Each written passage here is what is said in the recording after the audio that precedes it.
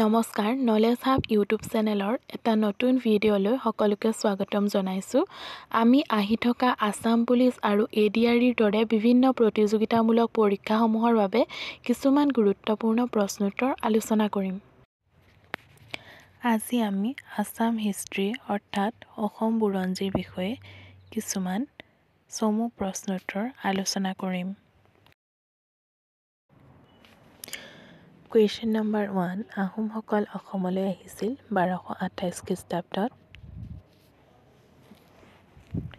Question number 2 Ahom ৰাজ্য প্ৰতিষ্ঠা কৰিছিল স্বৰ্গদেউ চাওলুং চুকাফাই।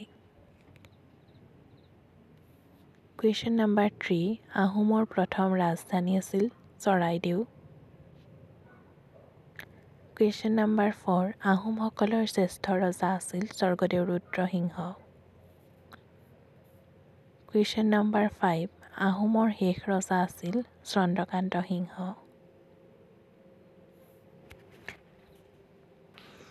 কুৱেশ্যন নম্বৰ 6 আহোম প্ৰথা মতে হোৱা বিবাহক চকলং বুলি কোৱা হয়। কুৱেশ্যন নম্বৰ 7 ল'ৰা ৰজাৰ প্ৰকৃত নাম আছিল চুলিকফা। কুৱেশ্যন নম্বৰ 8 বৰ্মন বংশৰ শ্ৰেষ্ঠ ৰজাজন আছিল ভাস্কৰ বৰ্মন। কুৱেশ্যন নম্বৰ 9 শালস্তম্ভ বংশৰ প্ৰথম ৰজাজন আছিল শালস্তম্ভ। কুৱেশ্যন নং 10 কোনজন আহোম ৰজাক বামুণী কোঁৱৰ বুলি কোৱা হয়? চুডাংফাক বামুণী কোঁৱৰ বুলি কোৱা হয়। কুৱেশ্যন নম্বৰ 11 কোনজন আহোম ৰজাই স্বৰ্গনাৰায়ণ নাম লৈছিল? চুকামফাই স্বৰ্গনাৰায়ণ নাম লৈছিল। কুৱেশ্যন নম্বৰ 12 দিহিঙীয়া ৰজা বুলি কাক কোৱা হয়? চুহুংমুঙক দিহিঙীয়া ৰজা বুলি কোৱা হয়। কুৱেশ্যন নম্বৰ 13 কোনজন আহোম ৰজাক গড়গঞা ৰজা বুলি কোৱা হয়? চুক্লেংমুঙক গড়গঞা ৰজা বুলি কোৱা হয়। কুৱেশ্যন নম্বৰ 14 প্ৰথম আহোম বৰবৰুৱা কোন আছিল? মোমাই তামুলী বৰবৰুৱা প্ৰথম আহোম বৰবৰুৱা আছিল। কুৱেশ্যন নম্বৰ 15 অসমৰ কোনজন ৰজাক কোঁজা ৰজা বুলি কোৱা হয়? চুটিনফাক কোঁজা ৰজা বুলি কোৱা হয়।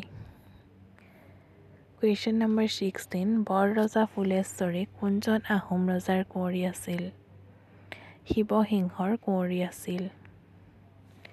কুৱেশ্যন নম্বৰ 17 প্ৰথম আহোম বৰ ৰজা কোন আছিল? ফুলেশ্বৰী প্ৰথম আহোম বৰ ৰজা আছিল। কুৱেশ্যন নম্বৰ 18 হস্তী বিদ্যাৰ্ণৱ পুথি কোনে ৰচনা কৰিছিল? সুকুমাৰ বৰগাইতে হস্তী বিদ্যাৰ্ণৱ পুথি ৰচনা কৰিছিল। কুৱেশ্যন নম্বৰ 19 কোনজন আহোম ৰজাৰ দিনত লতাকটা ৰণ হয়? ৰাজেশ্বৰ সিংহৰ দিনত লতাকটা ৰণ হয়। কুৱেশ্যন নম্বৰ 20 ইংৰাজে বন্দী কৰা আহোম ৰজাজন কোন আছিল? পুৰন্দৰ সিংহক ইংৰাজে বন্দী কৰিছিল।